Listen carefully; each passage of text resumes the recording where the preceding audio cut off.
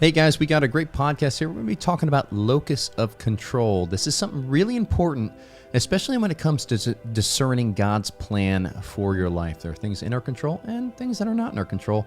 Often becomes a problem for our clients in coaching. Yeah, it's just so helpful to know what's in your control and what's outside of your control, and even how to influence the things that might be outside of your control with the areas that are within your control. In a healthy way that respects the other person's freedom. In a healthy and ethical way. Yes. So stick around and listen up. We're going to be sharing some tips with you guys, but mainly those distinctions. All right, we'll see you in there.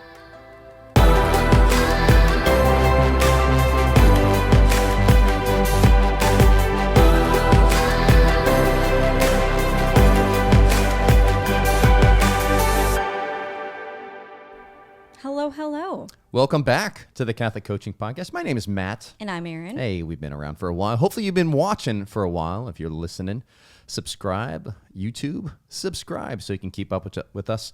Erin. Yeah. You're in control.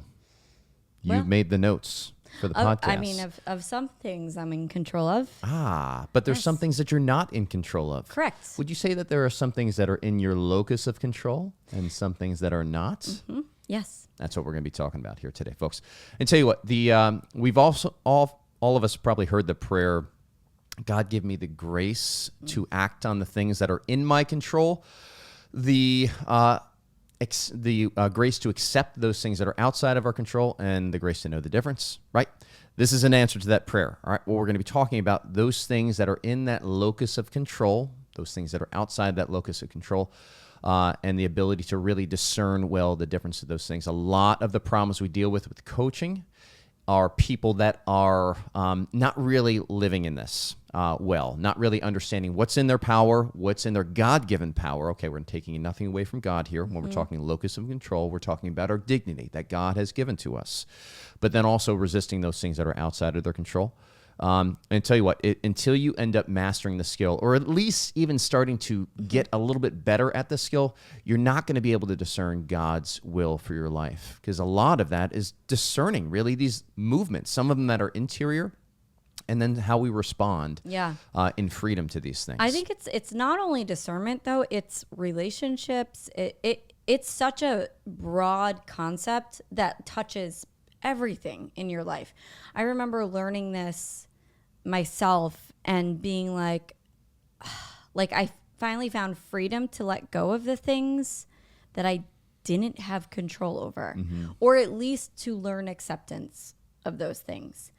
I remember the saying, it's kind of like a famous saying. It's like, we can't choose the things that happen to us, but we can choose how we respond. Sure. And that's what we're going to be talking about here in discovering the locus of control. We're going to give you some examples of what is within your locus of control and how to even respond to those appropriately, but then also how to look and find the things that are outside of your locus of control and how to respond to those appropriately as well. And also we're going to speak a little bit on influence too, because where the two circles collide there, right? Within our control or outside of our control, there is this element of influence. So I would love to speak about that and give you guys some examples. Yeah, speak about that area of influence, always honoring the other person's freedom as well. So if you're somebody that's like, say you've ever found yourself, maybe you're a parent and your adult children have left the church, right? And you want to you want to find a way to influence them in a healthy way to come back to the fullness of the faith. This is going to be very helpful for you. If you're a single person that is looking for that perfect spouse, or just looking to kind of get back into the dating scene, but you feel like, there's just not enough good single guys out there, or women just, if they only took a little bit more time to get to know me or something like that, then we can start to discern a little bit more what is in our area of responsibility, area of control here, to kind of influence those areas without playing God too at the same time, because this can go to extreme ends, and we've seen it in the personal development world to talk about. Before you go into that, I'm going where to it has gone change extreme. Something that is within my locus of control. Lighting. There okay. we go. That was within my locus of control. That was a perfect example. Fantastic. Okay, so I love that everything they were talking about. Let's talk about the word locus. It actually in Latin means center. and or location of control. Word nerd. Yes. I also like interchangeably using the word responsibility instead of control. Control has kind of some bad connotations. People are like, I'm a control freak, or but what if we were to say, where is the location of my responsibility here? I think it kind of makes us kind of take a step towards like in a proactive way. Like how should I respond? And what I like about that word responsibility, I mean, it has in it that, How to respond your accordingly. ability to respond. And so some things that are outside of our locus of control, we don't have an ability to really respond in a way that actually impacts it. Or if we want to understand what's in our responsibility, that's where we're going to be talking about, like, where's the overlap of those concentric circles of the things that are outside your control and things that are inside your control. And therein we find that area of influence. Shut up, Slack. Nobody's talking to you right now. Slack is in control right now, actually. All right. But And I've now got the it's mouse. not. Get out of here. Okay. Marty, we'll talk to you later. So the definition of locus of control, it's a psychological term. It refers to an individual's, and I want you to listen to all these words here, an individual's perception, the lens in which you see the world, about the underlying main causes of events in his or her life. Okay?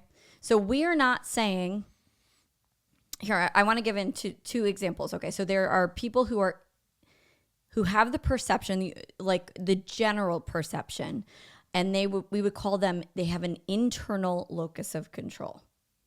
And then there are people who have an external locus of control. And let me give you an example of what each person looks like.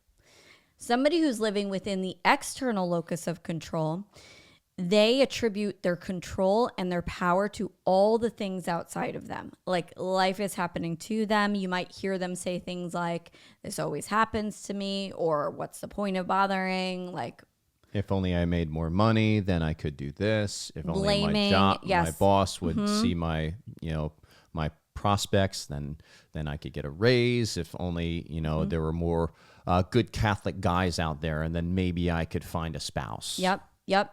These are all perfect examples of somebody who's living within an external locus of control. So they are abdicating their control to everything outside of them. Life is happening to them. People who are living within the internal locus of control tend to be happier people. Okay? Now, this can be taken to an extreme, and I want to get to this after I read what the definition of this is. So these are people who are like, they take ownership of their lives, pretty much. They realize that they can get to happen to life. So instead of life happening to them, they happen to life. I like that little term. Okay. They realize that they are a pretty big part of the causes of the events in their life. Like, they're not the only cause of the events of their life, but they realize that they're kind of a big part of it. And they are kind of like, you might hear them saying, like, life isn't a spectator sport. Like, when can we get in the game? Like, they are in it and they are making things happen, and they really take responsibility for that. Yeah. What I like, I think of John Paul II's personalism, and he talks about this, where he'll go as far as to say that the human person is a co-creator. We are self-deterministic. We have some self-determining capacity in terms of what our future selves are going to be like. For example, you say, okay, I want to be a doctor. I get to choose with my own free will whether or not I go to medical school, right? And so in the sense that I am acting in my own personal free will to choose a destination, as I walk along that destination, that walk is going to change me in terms of going to medical school. I'm going to acquire the knowledge and the skills to be a good doctor, in the sense that at the end of that journey, I'm going to be something that I wasn't before. I'm going to be a doctor and able to do a whole lot of things now that I wasn't able to do before. And in that sense, the person is self-determining, right? Within boundaries, right? I can't become a woman as a man, right? I can't fly as a person without wings, right? Unless you get in an airplane. Yeah, and I think this is really good. So we determine those things with our spiritual powers of our souls that God gave to us, our intellect and our free will. So that was a perfect example of that. Somebody going to med school and then like creating this like result in their life because they've chosen with these spiritual powers of their soul to work towards that. It's not immoral for us to do that. I want to pause here and say that. It is not immoral for us to do that. In fact, it's our responsibility to do that. Now, we want to bring God into the mix. And it brings glory to God, too. The whole process of it as well. When we start to step into the reality of who we are, I mean, and we start to operate as human beings in the fullness of our capacity, it gives all the glory to the creator of that fullness of human capacity, right? When we're actually choosing to live in it and doing so in freedom. What is it? The glory of God is man fully alive? Man fully alive. St. Irenaeus. Yeah. Man fully alive. Man fully alive. But where does this concept go astray? Because we were listening to some things kind of going into this in the secular world. Do you see people kind of leaning into the law of attraction a little bit? Okay, so yeah, law of attraction is really, and I've done a little bit of research into this and looking up, and you see kind of different kind of perceptions. There's no real hard. The problem I have with law of attraction, one of the problems is like, why do they call it a law, right? When something is a law, that means that it happens all the time, right? It's more of a theory of attraction. And I think if we approach it as such, we can kind of, I think we can approach it and kind of even draw a little bit of the truth that's therein, right? That people are experiencing. There's a lot of people that ascribe to this. But the law of attraction is this belief. But it's not that true. It's not true. Yeah, The law, I wanna be clear. law of attraction is the belief that there is that there's some sort of energy that we can emit in our focused attention that then causes things to come to us like wealth or fame or honor merely by focusing the thoughts in our lives. Yeah. Now, when I say the little bits of truth that are in there, okay, if I am, say, if I'm pursuing a medical degree, right, and I am thinking thoughts of this is so stinking hard all the time, then guess what? All that difficulty is going to be where my brain focuses. But if I focus on, no, like I am working within the grace that God has given me. Yeah. Yes, it's difficult. I can do difficult things. There's a different mindset that is going to incline you to go into the arduous task that's involved with, that becoming a doctor at that point. And it's going to seem like this stuff is coming to you, but no, like rather I would say you're choosing with your mindset, to live in your God-given capacity to conform, not create, but to conform yourself to, say, a vocation that God has given you. Beautiful. Right. And then like it's when we conform ourselves to our God-given vocation, that's like when we're like an antenna. We're becoming an antenna that is now pointing directly to where God is sourcing his grace into our lives. And this is where I think when people are like, I'm an internal locus of control, I'm living in this. We were listening to a couple of talks about this, and a lot of people were like, it was just assuming that you're the only cause to the results in your life. That is where it really misses the mark. Yes, really misses the mark. And that's where it can go to these extreme like law of attraction and that kind of stuff where it's like you are the only cause. No, God is the first mover. He's the first cause. Primary cause, yes. He is the primary cause. And so like we are just responding to him. So we are not the cause. Things happen, but we can take ownership of how we respond to those things. And that's where we kind of are moving throughout this concept. Yeah, we can be somewhat of a secondary cause by the exercise of our own freedom in that, right? God didn't demand that the Blessed Mother said yes to his invitation to her, conceiving through the Holy Spirit, Jesus, right? But he worked with it, right? And so in that sense, the church really honors the Blessed Mother as that mediator of grace because her free will response to that grace, of that salvific grace of the person of Christ coming into the world. And every saint from that point on. Right. Right? Yeah, okay. So Matt, where do people have problems with this locus of control? Where do you see most people There's live in? two big areas. Okay. All right. And so as you're listening to this, I want you to think about kind of your own areas of struggle in your life and where these two may apply. Because chances are, right, if you're experiencing anxiety over a situation, it has to do with one of these two problems, right? First of all, there is not accepting responsibility for those things that are in your locus of control. And then second of all, it is not accepting the reality of things that are outside of your locus of control. So an example of the first one, not accepting responsibility for those things that are inside our locus of control. What are some of those things that are inside our locus of control? We're mindset coaches. Aaron, you got a whole list of it. Let's go into it. I do. Our thoughts, believe it or not. Yes. Our belief patterns, our emotions, because what creates our emotions? Our thoughts, right? So like indirectly, yes, they are within our locus of control. Our behaviors, what we do, what we choose to do, our decisions, our goals, our responses to all circumstances. I love St. Paul. What is it? I think it's 1 Thessalonians. Yes, 1 Thessalonians 5:18. Give thanks in all circumstances, for this is God's will for you in Jesus Christ. Like all our response, St. Paul's response is to give thanks. Our response to all circumstances, crummy ones and good ones, that's within our control. Our prayer lives, our schedules. How many people are out there like, I just can't create a schedule on my kids, whatever. Like too much stuff. Yes. Soccer season. Our experience, meaning our subjective truth. I like people who are like, I just didn't have fun there. And it's like, well, who's providing the fun? Like you, or the thing outside of you, right?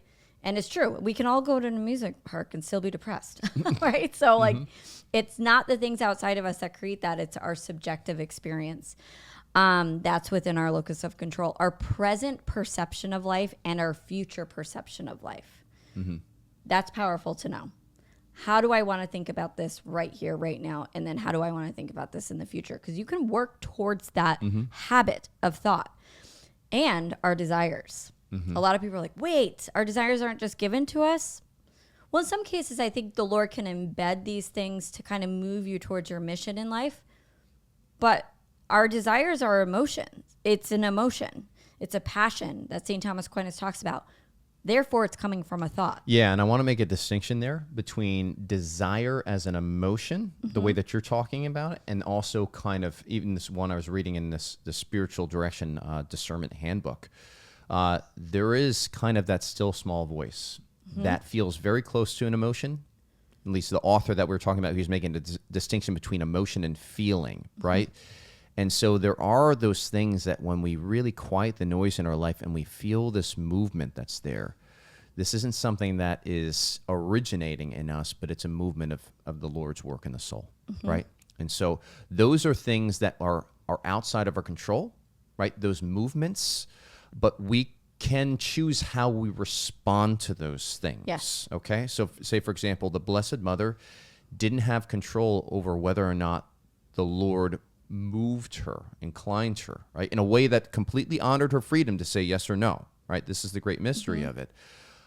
She didn't have control over that, but she did have control over whether or not she responded to that. But Matt, where can that become imbalanced? Because I think most people operate in that place and they don't realize that the majority of their emotions are coming from their thought, like that their emotions are coming from their yes thought. And it's discerning, and this is something that I'm even learning it right now here, folks, is like, okay, there's a distinction between the emotions, which are really the consequences of our environment, our senses. No, they're the consequence of our thoughts.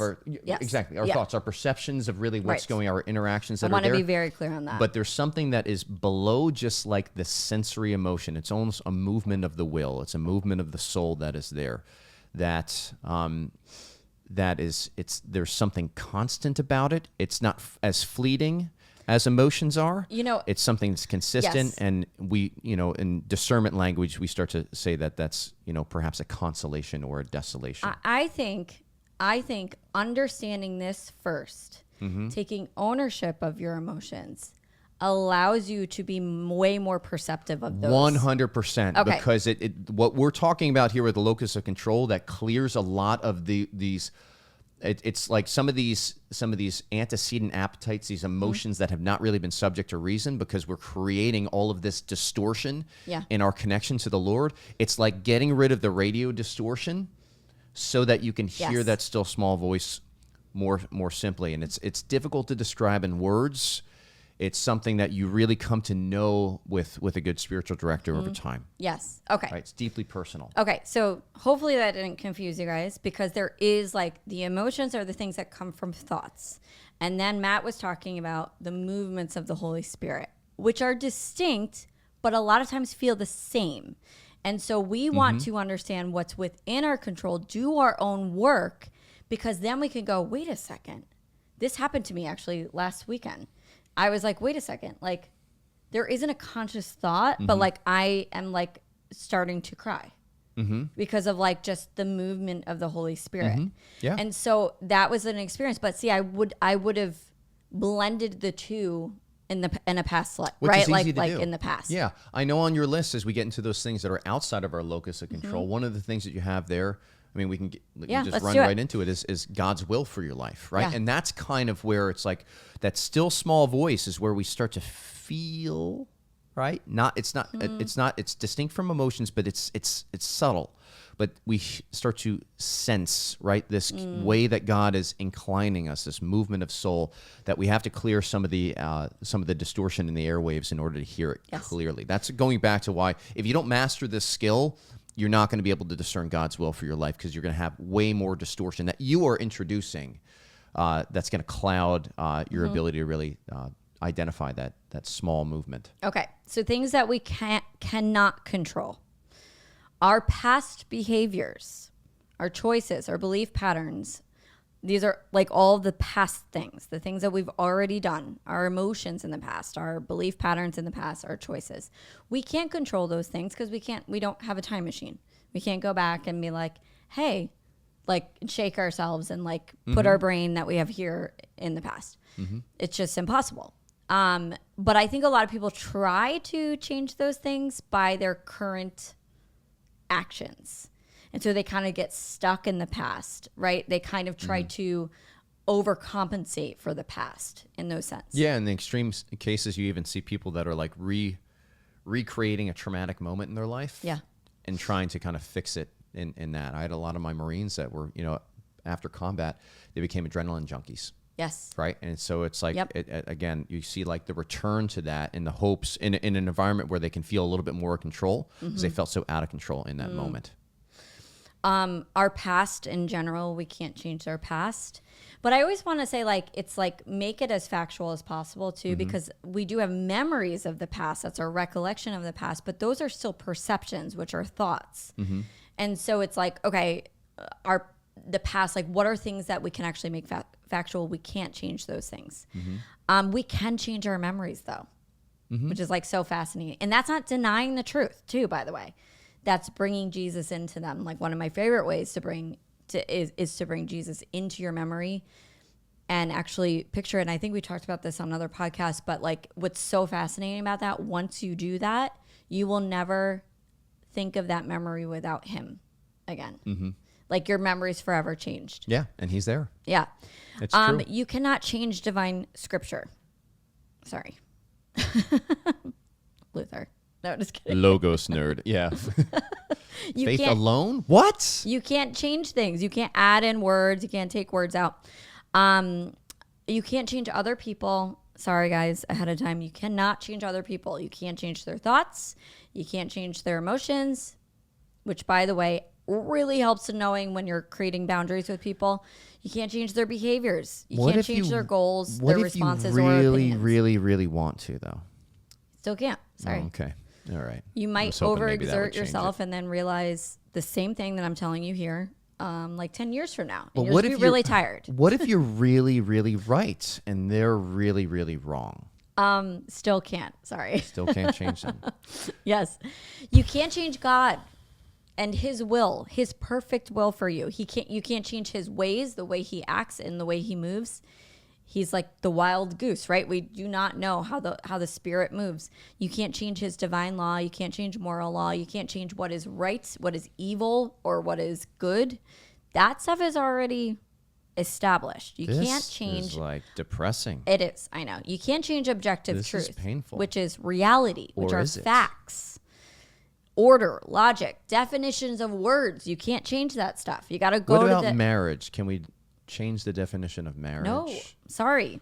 What about what a man or a woman is? Can we change that? No. No, we can't. It's like, that's a fact. Come on. If you're born with, I know this is not a popular opinion, but if you were born a certain way, I always say, like, I'm triggered by your use of the word objective truth. How do we know something is a fact, right? So if we're going to go to like definitions of words and everything like that, go to the root of it. That's why I always look up the etymology of the word. Like, how was the word created? And in the same sense with humans, how was that human created? Like, were they a certain gender? Okay. Catholic anthropology. Yes. Time. You cannot change time. I'm so sorry. We can't change it. What if I have But you can create a schedule that works well with 10 hours of work to do and I have a five-hour workday?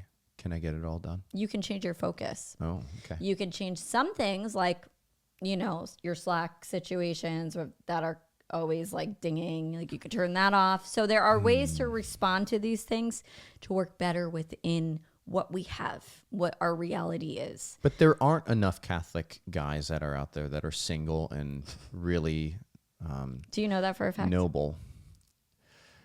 I hear it a whole lot. I have a story about this. Can I share? It's got to be true. Can I share a quick story? Yeah. I remember coaching somebody on relationships, and it was exactly this. They were like, I live in this certain state, and there's just no Catholic men here, or no good Catholic men here that are my age, that like are in my state in life. And I was like, so have you looked up the population situation in like California? Like, or so we know the numbers, right? This is clearly a fact, right? No? Okay. Then I would say, how does that thought feel? Where do you? True. It feels true. Yes. Okay. So what do you do from that thought? Well, you probably don't go out. I talk to my try to girlfriends and meet I somebody. say that there's no good Catholic guys, and They know. I look at for a all the fact. guys that are showing up at the Catholic, men's or young adult groups, and I, and how undesirable they are. Yeah. I don't know. So what you look for, you find. I go on Catholic Match or something like that for a hot second, but as soon as a weirdo contacts me, I just bounce out of there. Yeah. Mindful of your words there. We're not being very compassionate. Okay, right so now. listen.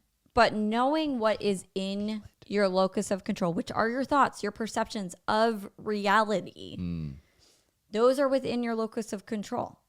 So we want to align those things with truth, though, okay? Because when we aren't thinking true thoughts, like, it's always going to lead Yeah. to less than or to destruction. Right. So it's either like abdicating all responsibility, or on the other extreme end is like law of attraction. Can you give me an I make example, Matt? myself God.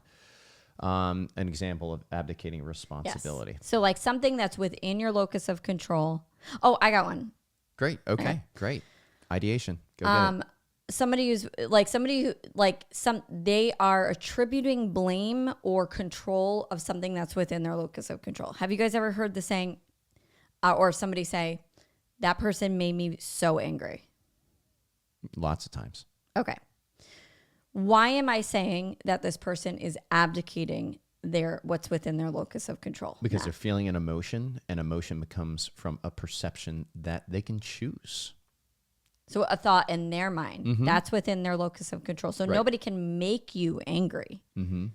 Correct. Correct. What would be a more true way of saying that statement? I am feeling an emotion of anger in this motion in this moment. From a thought I'm thinking. From a thought that I'm thinking. Yes. But what if it's like a real, true violation of your dignity? What if it's just like anger is an appropriate response because, say, I don't know, somebody, punched your kid in the face at the football game. Okay. So somebody did a thing outside of me, something that's outside of my locus of control, somebody else's behavior. I saw it. I had an emotional response. Well, first I had a thought in my head. They shouldn't do that. I will murder them. and I want to go punch them in the face. Are you feeling like punching somebody right now? Right. Even as you're going through this? And I don't. Gets the puppy dog going. So I get very angry, and then I attempt in my mind, I walk through that process in my mind, or I go over and punch them in their face. Okay, so that's what's happening there. Now, slowing that process down, I'm not even saying like that is an unjust response. We have a whole it. podcast on like how to respond to anger. Yes. Right. I think so. Yeah, we do. Yeah. Talk about vindication, and you gave a lot of really cool steps to it, actually. Awesome. Well, anyway, so what would that do? So first we would go outside of my locus of control, what somebody else does. Mm-hmm. Inside my locus of control is how I want to respond. Mm-hmm. Right? So in that case, maybe if it's an adult, I go over and strongly talk to them. Mm-hmm. And I get them arrested or I call for the police. assault. Or I press charges. Like, right. But yeah. like, do I need to be out of control of how I respond? Or you punch them. Like that is Yeah. something like you can control whether or not you punch them. Right. But like you can't Say control like they whether or made not me punch them. you can't. Yeah, you can't say they made me punch them, or you can't control whether or not punching them in the face is an objectively like evil act at Yes. that moment, right? So, yeah, and so you can't control the consequences of the action. Yeah. Mm-hmm. Do we have any other examples? So what would you say? How would you coach somebody who's like, she made me feel angry? I mean, like I love the classic example of the parent who has the adult child that has left the church. Right, we're dealing with this a lot, and we even get it inside the academy. It shows up on our group coaching calls that we have in the academy.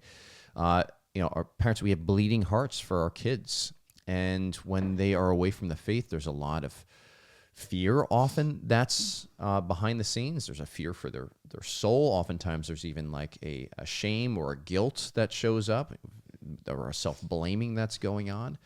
And the thought is, well, if we can just get them back into the church, then I have permission to be at peace at this point. And the reality of it is that them coming back to the church, is it inside or outside your locus of control? It's outside your locus of control. Somebody else's behaviors is outside of your locus of control. So then it begs the question, okay, what can I do to perhaps influence in ways that are in my locus of control, but also where we're going to take that a step further in a way that is honoring and respecting their freedom? Because we can influence somebody by nagging them, but arguably that's not, or manipulating them. Yeah. But arguably that is not in keeping with their freedom. It's not in keeping with their dignity. And should we really be surprised when they run the other direction? Yeah. When somebody is and the ends doesn't justify the means. Exactly. So if you are If you're taking like a form of manipulation to influence them, like even if they came back to the church, it's not justifying it. Like Right. you're still not doing it. And you're not doing it from a place of love. Yeah, there's been such peace that comes, even as a coach, recognizing that ultimately the movements of the human heart are not in my jurisdiction. Yeah. Like I can't even move my own heart. I need the Lord to move my heart towards His truth. In the same vein, like the people that I'm coaching, or Aaron, or my daughter, like Wait. I cannot Pause there. Can you just make a distinction there? Like, you cannot move your own heart, but like when we're talking about actually like being transformed Yes. by the renewing of your mind, right? So that you can discern the will of God and really know the will of God. That is a supernatural thing to be able to do that. Discerning the will of God. God is supernatural. God is God, okay? We are finite. So to be able to know the things of God actually requires a gift of supernatural grace. Like we need grace in order to do that. So I cannot assent my heart and my mind to know the will of God without God actually equipping me to do that. Got it. Like moving me to do that. And the same thing, whenever we're inviting somebody to metanoia, to turn away from an old pattern that is leading away from God and turn towards truth, that's a divine movement that's taking place. And so... But you can choose. Here's what I want to say too, because this is another distinction, because we're talking about things that are within our locus of control as well.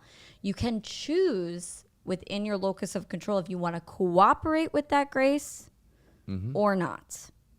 right? Sure. So of it's course. like if God's grace is moving you towards something, which you guys have probably all experienced one time in your life, you can go because the Lord also like respects, because he gave it to us, our free will. Well, you can go, no, Lord, not today. Or yes, Lord, let's like I'm cooperating with you. Yeah. So we can choose with our thoughts and even indirectly through our thoughts, our emotions to go a certain way. Yes. And so, like, going back to the parent that has their kid that's astray from the church, right?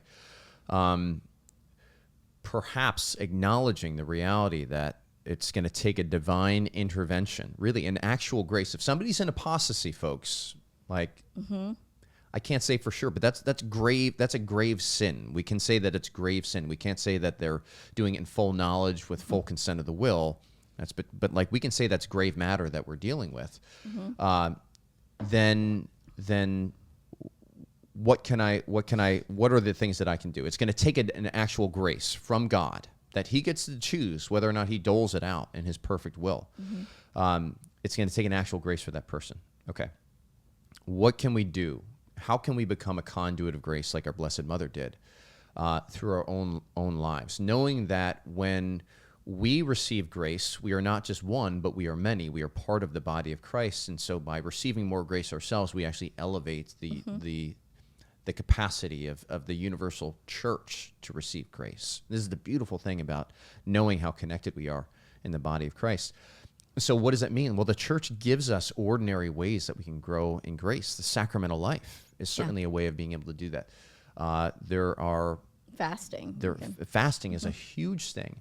And for me, knowing that it's a grace that can actually transform me, right? And make me a better influencer because I image Christ more when I'm actually have more of Christ's divine life, his grace working through me. I can actually be a greater influence, conformed more to Jesus than to my own conception of what the best approach to my apostate kid is. Then it's like, how do I grow in grace? Because that is something that is within my control. I can choose how I dispose myself to receive more of God's grace, or take advantage of the sacraments that God has given to us that have an efficaciousness by God's design. Right? We receive something that we don't necessarily have to merit it. We receive it by merit of participating in those sacraments. And so what that has done for me is people that are, I believe more in fasting. I believe more in intercessory prayer now. And so I do those things more. Yeah. And when somebody you realize the power of them. And more. Exactly. Yes. And that's not your power or you talking to the person and sitting down. Like, one of my favorite prayers is like, Lord, prepare this person's heart for this conversation. Yes. Yeah. Yeah, because I can't prepare their heart. Well, I maintain my peace also when like they show up for the Thanksgiving dinner and they leave just as much in the state of apostasy as they were when they showed up. Like, it's just like, okay, God, you have this perfect plan. It's outside of my locus of control, and if I try to grasp at that, I may end up just violating the other person's dignity by not really respecting their freedom and trying to manipulate or nag or something. The other person, but I just get to rest in placing them in the hands of the Blessed Mother. This may not feel that great, okay? And if it doesn't feel that great to do this, just notice that. Yeah, do your own work on it too. I think because just that's an notice area that you can actually start to change. Think about prayer. I love the saying, I don't know where I heard this from, but like, prayer doesn't change God. It changes us. So like when we're kind of there, like pleading, God, change this, God, change this. Now, that's not to say that you can't bring that to him, but it doesn't change his perfect will, right? Yeah, we can intercede like Abraham and being like, what if there's only 30 people? What if there's only 20 people? What if there's only 10, right? But like Abraham does not move God. God is the unmoved mover, but rather there's a movement that's taking place in a relationship. God is inspiring this prayer in Abraham, and Abraham is coming closer, right, to the Lord in this whole process. So, like, probably a better prayer would be like, Lord, I really want this to happen, or I want you to change this thing, And if it's not within your perfect will, change me, change Right. my heart. Because that's what's happening. We've even behind the done, scenes. yeah, we've even done that in our journal. We got a reprint of our Mm-hmm. journal coming out, and we wanted to be a lot more intentional with exercise 3, where you're contemplating your goals with God, to be aware of those, to be aware of your attachments to your goals, to your desires that you have, because to the extent that we have this attachment, we're really not free from it, and we may be tempted then to grasp at it or manipulate, or not be in that beautiful disposition of docility to what the Lord's will is in that. And so there's a prayer of detachment that now is a part of that exercise 3. Yay. Okay. Sorry, we went off a little bit on a tangent, but I do want to bring it back to locus of control and make it into a practical application. Matt, can we use that example of the adult parent, the adult child who's not going to church, as we're walking them through practical steps? So for you guys all, if you have a piece of paper and pen, I encourage you to go get one. Write one down. Write it down. So take notes. First, what you want to do to find out what's within your locus of control or what's not, think of a specific scenario that maybe you're having a hard time with. We'll use this example of like surrendering control or taking responsibility for areas that are within your control. Pray to the Holy Spirit, right? Make an act of humility. Lord, I don't know how to do this, right? Obviously, I'm doing this other thing that I'm not supposed to be doing. I've created this habit in my own life. And you might find that there's different areas where like you're like, over here, I'm really good abdicating this locus of control, or this thing that's outside of my control. But over here, I'm really like not like really there's bad fear at it. Yeah, there's fear that's associated. So there might be with certain losing areas in control your here. life. Maybe it's relationships, maybe it's habits, so on and so forth. An area where I abdicate a lot of my locus of control is Sleep and scheduling. I'm like, I don't know why I just can't schedule. Like, so like that's an area where I'm very much what I would call like in an emotional triggered childhood. Like I'm like an emotional child in that way. I'm like, I have no control here. So come Holy Spirit, make that act of humility. Because again, we're going into this when we see something as a problem, said right in the beginning, like we have a vision for how the world should be, and it's not. Yes. It's Manuals. not right there, right? Manuals So for life. we have this thought. So it's like, okay, but there's this recognition that, okay, maybe our should of how this world should be isn't necessarily aligned with the will of God, which really takes us to step 2. Yes, in which this is process. do your own mindset work. So in this situation, let's go back to the parent being very upset that the child is not going to church. Now, it's probably very good intentions, but it's probably peppered with some other intentions that might not be perfectly pure. Yeah. I don't want to feel guilty anymore, or I want to, have this evidence that I fixed this problem, or that I can look at and say I'm a good parent, or I hear that a lot. And there's often with this particular scenario, there's a lot of guilt that's associated with it. And Which is actually very self-focused and not focused on the other person. Right. And so it's like, if only this person can come back to the faith, then I don't have to feel as guilty anymore, or I can,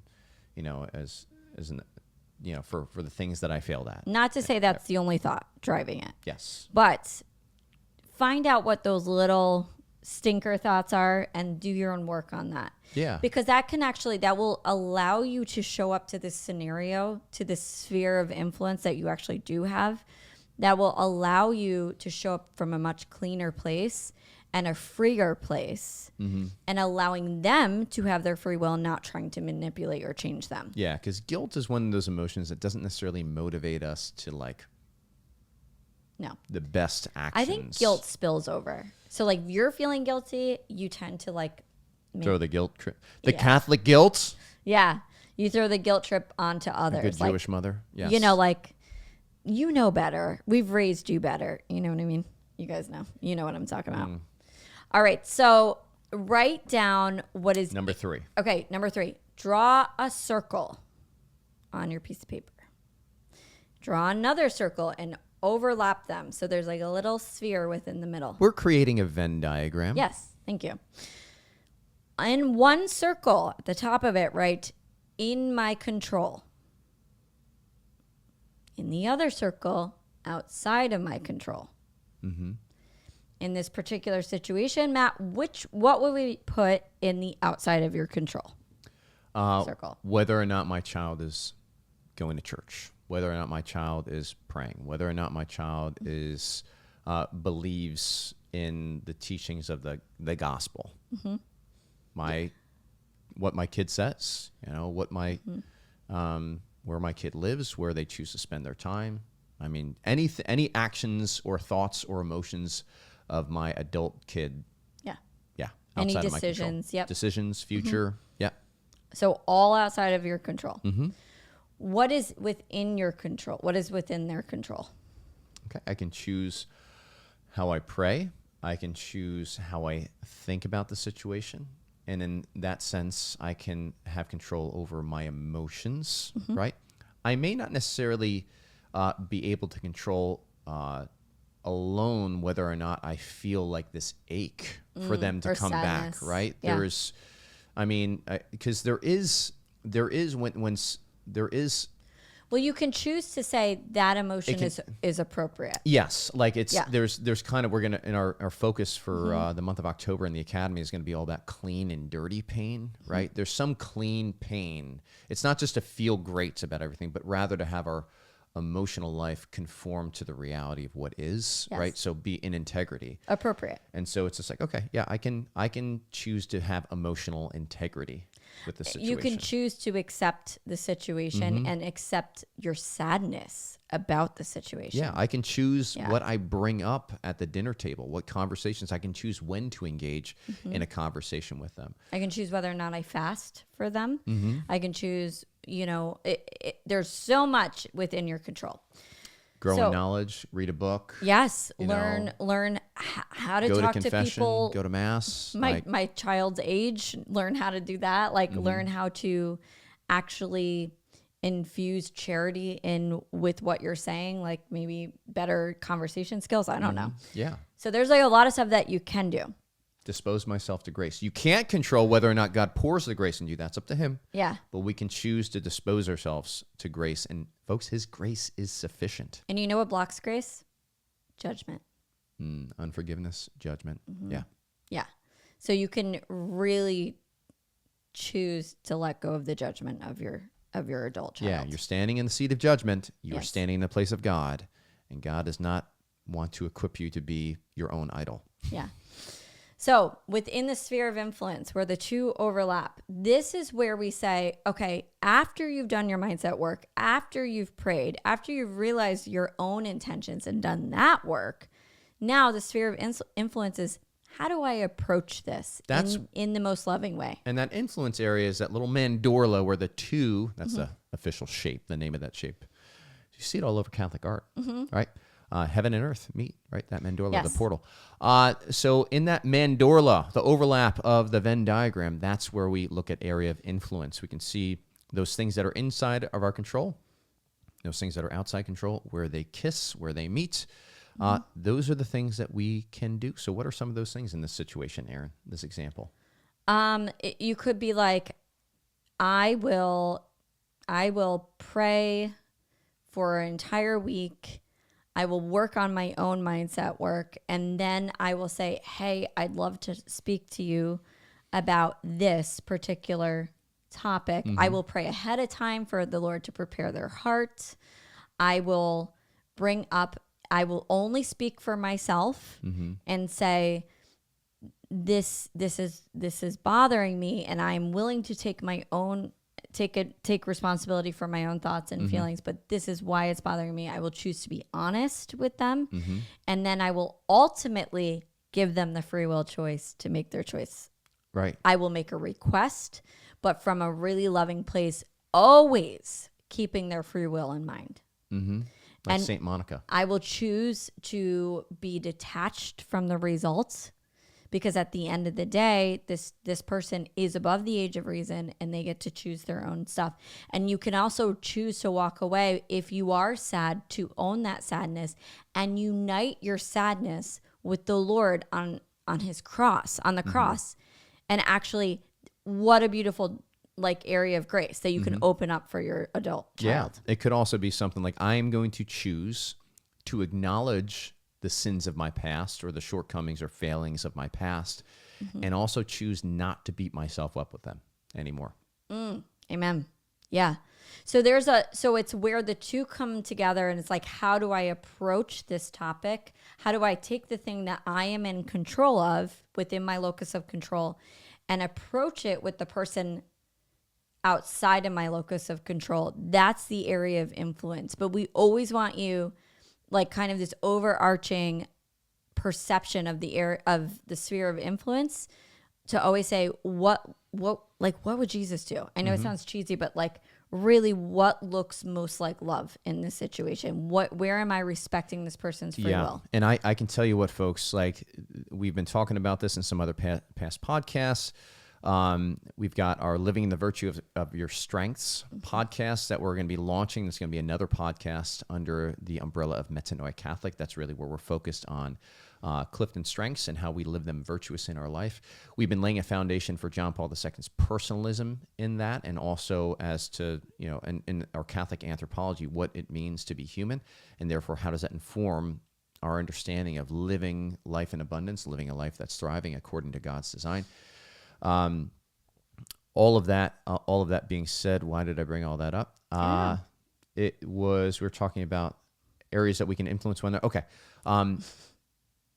Really to come to understand, what is the motivation? What is the primary motivation of the other person? Like, this is something that was within our locus of control. Them. Yes. Is to, like, I can choose to focus on them, and I can choose to get curious about what is ultimately driving them. People love to share what is moving them. Most of the time, right? It's an intimate thing. When you're curious about somebody, like, people love to be seen and known, and so they will open up to you. Right. So, like, even choose to be curious in this situation too. Yes. Yeah. Yeah. But, like, come to understand what is actually driving them, what their motivation is, what their personal ends is that John Paul II talks about, the personalistic norm. Everybody has this, personal ends. And so when we're dealing with people, we always need to consider what they are pursuing, what they perceive to be the good. Now, we don't necessarily have to agree with their decision and what they choose is the greatest good, but we can know that whatever they're choosing it for some perceived good. And when we come to understand that, I think that's really the first step in just awakening a desire, right? Fanning a flame for the good, and maybe even helping them down the path of discerning if the good that they're seeking is really being accomplished in this case, leaving the church, apostasy, right? And ultimately here, this brings us down to step 5, the final step, and it's discerning which to take. You've made your list of all the things that you could do to influence in this situation. After you've done your mindset work. After you've done your mindset work. Please do not do this first. I promise you. Yeah. Then it's discerning with the Lord. Like, okay, Lord, this is what I see as my options in front of me. What do I do? What shall we do? And if there's not a resounding, like, do this one, right? Like the clouds part, and like the Lord comes down and says that. Just pick one and say, well, maybe I would even ask yourself, what has worked in the past? Yeah. What's worked in the past? But, like, pick one.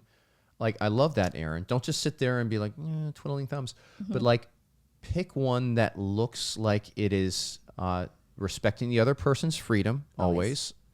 And then kind of discern along with that. Afterwards, take some time to reflect. Like, what was the outcome of that? How did they respond?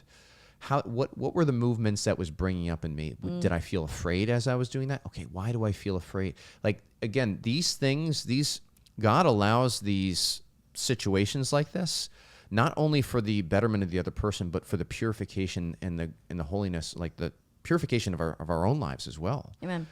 And there's a lot that comes up as you become a student of yourself in this process. Can I tell you the freedom of approaching a difficult conversation, which we could probably do another podcast on this, but the freedom of approaching a difficult conversation when I'm taking ownership of what's mine and allowing them to take ownership of what's theirs, it changes everything. The dynamic completely changes. It's so peaceful. There's no blaming, there's understanding, there's curiosity. Even if the person is not taking it well, you're still owning what's yours. Yep. And so there is such freedom with this. So if you can relate to this, we recommend you guys do this little exercise yourself. And we look forward to hearing from you. If you do this exercise yourself, write in the comments and let us know how it went. Yeah. If you're watching this on YouTube, or if not, whatever, just write a review for us. Yeah, hit that subscribe button, because we're going to be focusing on these things, more tips and tricks like this in the future. And if, like step 2 we have there, do your mindset work. Folks, this is a skill. It's a skill that we teach in our Metanoia Catholic Academy. It's a skill that we leverage our journal over here to really give you a structured way to start taking custody of your own mind and growing in responsibility for these great powers of our soul that God has given to us, so that we can use them well, and so that we can really, with a clean mind, discern what is the will of God, right? And who doesn't want to know God's plan for their life? That's what we're talking about here. That's what's at stake. It doesn't happen just naturally. We are inclined by sin. The Catechism tells us, like, we are inclined away from God. Like, there's a darkening of the intellect and the strengthening of the will. But within the sacramental order of the Church, and doing some of this work, these practical skills, you really do dispose yourself to receiving just a new layer of wisdom, a new greater understanding and clarity on what the Lord is inviting you to do in difficult situations like the one that we're talking about right now. Yeah. It's in the Academy. Yeah, come check it out. All right, guys. Thanks for sticking around, and hopefully we helped you out today. All right. God bless. Bye. Hey, thanks for sticking with us in the Catholic Coaching Podcast. If you like what you heard, Please like and subscribe, and we'll see you again.